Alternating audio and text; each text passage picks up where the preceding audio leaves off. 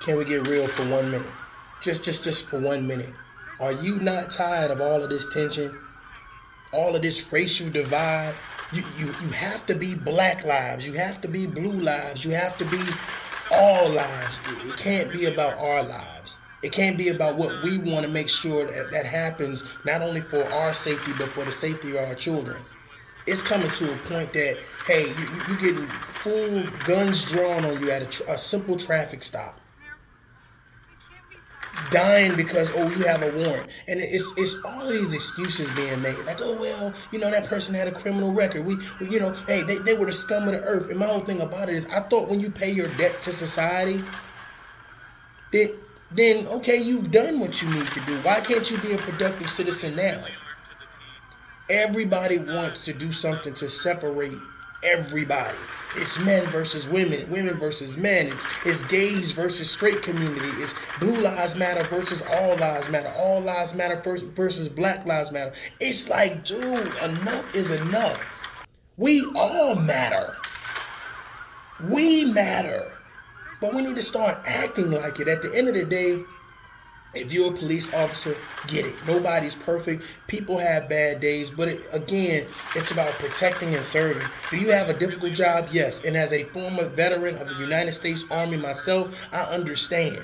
20 years of service, I understand. Going across the seas, enemies both foreign and domestic. Having to deal with things, it's like the regular average citizen do not have to deal with. It can rile you up. It can get you a little bit not only nervous and scared, but you have to have a calm mind. And I see a lot of people, they just making a lot of irrational, dumb, crazy decisions and not using common sense. I spoke about a video the other day about a lieutenant in Virginia getting stopped by two police officers. One was a former veteran of the Marines. He was a corporal. I think he said he did 6 years. The other one was a rookie, straight out the academy. And they stopped this second lieutenant, African American. He was driving a black SUV with tinted windows, brand new vehicle. We all know just the common sense of it. 9 times out of 10, you don't get a solid license plate. They give you the paper license plate. So if they don't have the plastic, normally they just stick it in the back window or whatever the case may be. I watched the video. I watched other people's commentary on it. It was like, well, he should have just, followed their commands. This is his fault.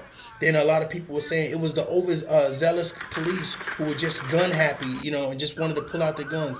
And my whole thought process is, to me, there is fault on both parties. But my issue is that I feel like, where's the respect for one another? Once I see that, hey, I'm a police officer, I'm in full uniform, I'm at work.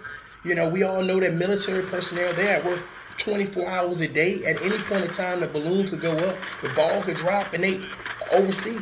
So it's like, there to me should be a general respect for one another. Hey, I just was pulling you over because I didn't see the license plate in where the license plate's supposed to be at. But I can see where you have it at. Okay, got it. Again, 9 times out of 10, the dealership does that. That's not the actual person that's purchasing the car. So my whole thing is, man, I'm just tired of all of the divide. Because we're going to keep on dividing and dividing and dividing, and ain't going to be nothing left. You have people out here that are married. You have black people married to white people married to Hispanic people. So it's a melting pot of people. And I listen to people, and it's like this extreme, it's almost like an extremist nature where I'm going to tell you to hate that person because they don't look like you, because they don't come from where you come from, because they don't have as much money as you have, because their credit score is not like yours. But if you start gauging people like that, some people are going to miss out on great friends, great partners, both professional and personal. You're going to miss out on good people by dividing yourself. Now, if someone's acting toxic, they're narcissists, they're racist, etc., etc., etc., that's people. That's not just white people. It's not just black people or Hispanic people or Oriental people. That's people. Some people are just assholes, period. I don't care what color you come from. I don't care what your background is. I don't care if you've been to jail, not been to jail. If you work for, you're a CEO or entrepreneur or work for a Fortune 500 company. Some people are just assholes. I don't care if you have a badge. I don't care if you wear a flag on or a patch. It doesn't matter. And once we start saying we need to individualize these problems, we can't collectively say, oh, it's all of them. It's the military versus the police officers. It's Black Lives Matter versus all lives matter. It's like, dude, when do we matter? When do people matter? When do citizens matter? We talk about those things out there like, oh, the Constitution, it's my constitutional right to do this. It's my Constitution. And it's like, man, it's almost like freedom of speech to do what? To hate on someone, to disrespect someone, to degrade someone, to annihilate a person's character because they don't look like you, because they're on the wrong side of town. Some people said the black on black crime is a made up narrative or whatever case may be.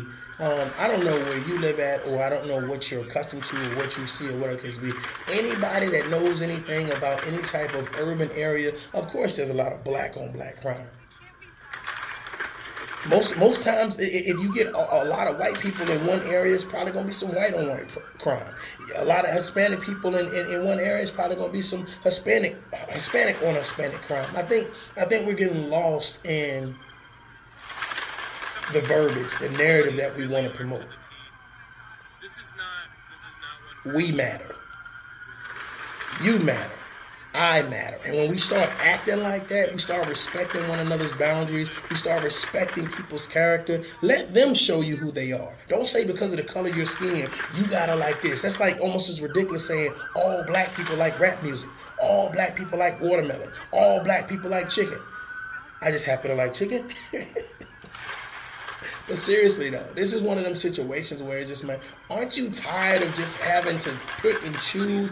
Man, I just want to be, look, I just want to enjoy my family. You know what I'm saying? The time that I spend with them, whether we go to the lake, whether we go to a movie or whatever, I want my girls to know that we're safe. If a police officer pulls me over, this shouldn't be panic mode. License or registration, driver's license. Here you go. A lot of times people get pulled over, they immediately, fuck you pull me over for? Immediately show attitude, immediately show that they have no respect for the badge. And this is what I'm saying, because I do, again, everybody's not a bad apple. Shout out to all of the police officers and military veterans. Your job is not easy. But hell, it's a lot of jobs out there not easy. But I truly believe that, we need to grow accustomed to how to interact with the police. And that I do believe that police need to understand that everyone will not respond to them the same. I understand there's a certain level of assertiveness that you need to have when you're making a traffic stop. I understand that you want to control the situation. But I do understand that sometimes there's this picture or narrative that needs to be promoted. Okay, well, if you white, I'm going to talk to you a certain type of way. But if you black, I'm going to talk to you a certain type of way. Well, you might pull me over. I'm listening to some rap music, and I might fit the description of a knucklehead you had to deal with last week. But again, it's on a case-by-case basis. I do believe that a lot of these young police officers who come from whatever type of area, and they're not used to dealing with aggression. They're not used to dealing with how people talk. Some people just have an aggressive tone, or their face just looks aggressive, and that doesn't mean that they're necessarily aggressive. So I'm asking for better policing. I'm asking for people to love and respect each other and not be so extreme to say, well, I'm going to encompass all because a few people did something wrong. I'm going to encompass all policemen because a few policemen did something wrong. I think it's crazy. I think until we start loving and respecting one another, we start giving each other boundaries, which that's fine. But again, let people's character shine through. Give people a chance to show you who they are. Don't say because you're black, oh, you're going to steal my radio. You're going to rob me. Because you're white, oh, well, okay, I'll give you the job. You know what I'm saying? Forget your resume. I'm just going to give you the job. You're Hispanic. Oh no, I don't want no rice and beans. Ladies and gentlemen, we have to sit down and start having the tough conversation. We have to sit down and say, we may not agree all the time, but we don't have to disagree all the time either. Productive citizens, good neighbors, good stewards.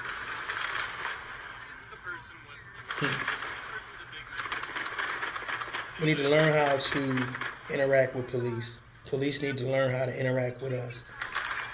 Citizens need to learn how to interact with each other.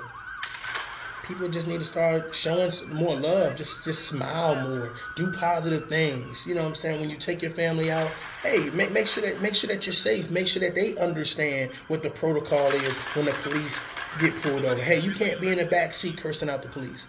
You can't be the passenger egging on the police like, why the hell you stop us? Listen, it's let them do their job. Let them do their job. And if your license and registration is up to date,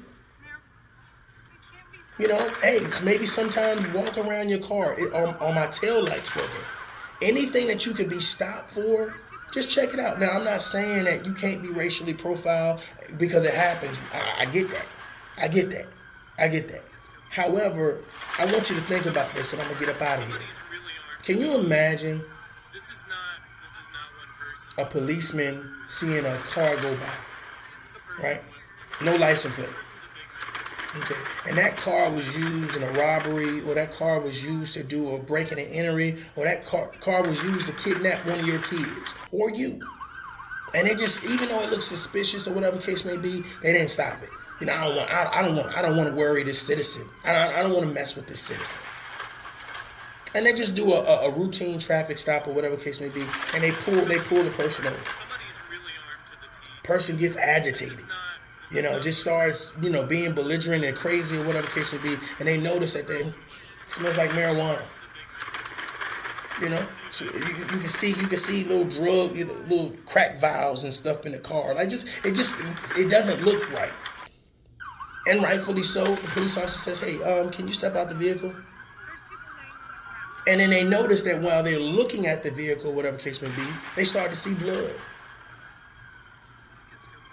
Say, hey, sir, are you bleeding? Or do you need assistance or whatever? No, you know, the person gets real fidgety and agitated or whatever the case may be.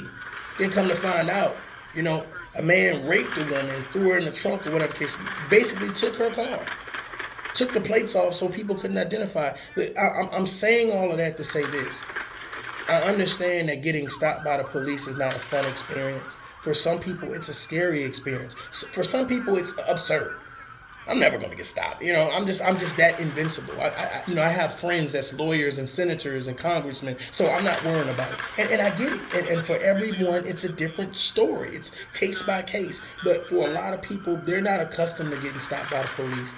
No one's teaching them the do's and don'ts when dealing with the police. It's, I hope I survive. And that is a scary thing when you say, I'm an American citizen. I pay my taxes just like you. I have my family that I take care of just like you. I want to get back home to my family just like you. What I'm saying for the people that's being stopped, don't agitate the situation. Don't do anything that's going to cause someone to have to use pepper spray, use their gun, use a taser, use their baton. Hell, put you in handcuffs. What are the directions? You want me to put my hands out the window? No problem. Okay, you want me to reach around and you want me to turn off my vehicle? No problem. You want me to turn down the volume on the radio? You want me to turn off the car? You want me to roll down the windows? No problem. You want me to reach slowly for my license registration? No problem. What's the problem? If you decide for your safety that you want to pull guns out, but what I'm not going to do is agitate the situation. Like, who the fuck y'all think y'all pulling these guns on? Y'all know who the fuck I am? You know who the fuck I know? Because you're going to heighten a situation where they're already in a state where, I tell you what, you better not be out of line. Live to fight another day. Live to fight another day. Again, there are some bad apples that are in every profession. I don't care if it's a school teacher to a bus driver to a postal worker. There are some bad apples that spoil the bunch. In this case, it should not spoil the bunch. I know we're doing a lot of protests, and inside those protests, it's a lot of rioting. The narrative is being promoted that, hey, this is a racial event. We need Black Lives Matter, and we need this, and we need that. My thought process is think for yourself. Make sure that you stay safe. Make sure that you stay safe and your family stays protected. Think. Just think. Well, maybe I shouldn't go down that road tonight. Maybe I should do everything I need to do at a decent time or whatever. And I'm not telling you where to go. I'm not telling you what time you need to go. I'm just saying to think about what you're doing. Think about what you're doing. If they're not, just think about this. If I'm driving, I should be able to stop and get gas wherever, right? But I do realize that there are some parts that black people should not go. There are some parts that white people should not go after a certain time. But if you think that you defy the odds, you're an exception to the rule. Ladies and gentlemen, I'm telling you right now, you're asking for trouble. You're asking for trouble. Now, if you want to test the water, you want to see if the oven's still hot, then you do that. But I'm telling you right now, if you want to live to tell your story, don't agitate the situation. Don't agitate the situation, because if you're relying on an organization, whether All Lives Matter, Blue Lives Matter, Black Lives, if you're relying on someone to think for you, you may get the short end of the stick. This is Mario J. This is Tough Love. Until next time, guard up. Peace.